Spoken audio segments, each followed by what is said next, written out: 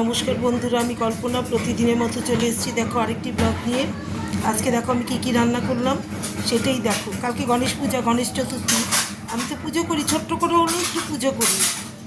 এক বছর করিনি, সেই বছর আমাদের খুব ইসে হয়েছে, মা হিপ জয়েন্ট ভেঙে গেছে, পুজো করিনি। তারপরে আমার চোখে আই স্ট্রোক হয়েছে, আমার হাজব্যান্ডের স্ট্রোক হয়েছে। আমার আই স্ট্রোক হওয়ার এক সপ্তাহের মধ্যে আমার হাজব্যান্ডের স্ট্রোক হয়েছে। আমার ছেলের রক্ত আমাশা হচ্ছে, ব্লাড ডিসেন্ট্রি, হসপিটালে ভর্তি ছিল। খুব ইসে, সুতরাং ছোট্ট হলেও আমি একটুখানি করে পুজো করব, নিজেই পুজো করি, ছোট্ট করে করি নিজে। একটু মোদক, একটু লাড্ডু, কলা, তারপরে তোমার 5টা ফল, নারকোল থাকে তার মধ্যে, নারকোল তো দিতেই হয়, আর একটা হলুদ সুতো দিই, আর এই দিয়েই পুজো করি। আর ফুল, আর একটু ইসে সকাল থেকে একটু গান চালাই ঠাকুরের সামনে, ওতেই বক্সে। হ্যাঁ, এই দেখো আমি আজকে কি করেছি দেখো।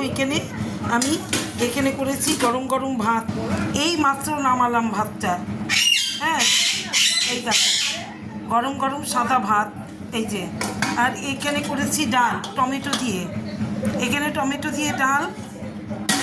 আর এখানে করে নিয়েছি দেখো আলু ভাজা। আর কিচ্ছু না, শুকনো লঙ্কা ফোড়ন দিয়ে আর কাঁচা লঙ্কা দিয়ে, কালো জিরা দিলে আলু ভাজার মধ্যে আমার ছেলে খায় না, তাই করিনি। এই দেখো আলু ভাজা। তাহলে আজকে আমার মেনুগুলো হচ্ছে, এখানে গরম গরম সাদা ভাত, আর এখানে হচ্ছে ডাল, টকের ডাল, তোমার ইসে টমেটো দিয়ে টকের ডাল, আর এটা হচ্ছে আলু ভাজা।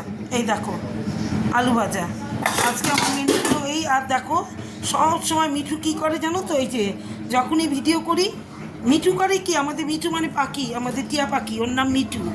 এই দেখো ও শুধু চিৎকার করে আমি কি করি না করি। আর কেউ আসলে বলে কে এসছে এরকম করে। কেউ আসলে এই দেখো এই মিঠু, ওই দেখো হ্যাঁ, এই যে এই দেখো আমাদের মিঠুকে, আমার মিঠুকে দেখো। মিঠু আবার নাচ করে, গান করলে পরে, আমি যদি গান করি মিঠু আবার নাচ করে। এই দেখো মিঠুকে, ও মিঠু, এই দেখো। তাহলে আজকে আমার এখানেই এসে আর কি, আমি আবার একটু বাদে বেরোবো ঠাকুর আনতে। বাদে আমি আবার স্নান টান করে খাওয়া দাওয়া করে তারপর আবার ঠাকুর আনতে যাবো। ছেলেটা আসবে কলেজ থেকে, ছেলেকে ওইখান থেকেই একবারে ঠাকুর নিয়ে তারপরে বাড়িতে আসবো। কারণ ও মাথায় করে নিয়ে আসে, একটা রুমাল কিনে দিই, রুমালের মধ্যে মাথায় করে গণেশ ঠাকুর নিয়ে আসে।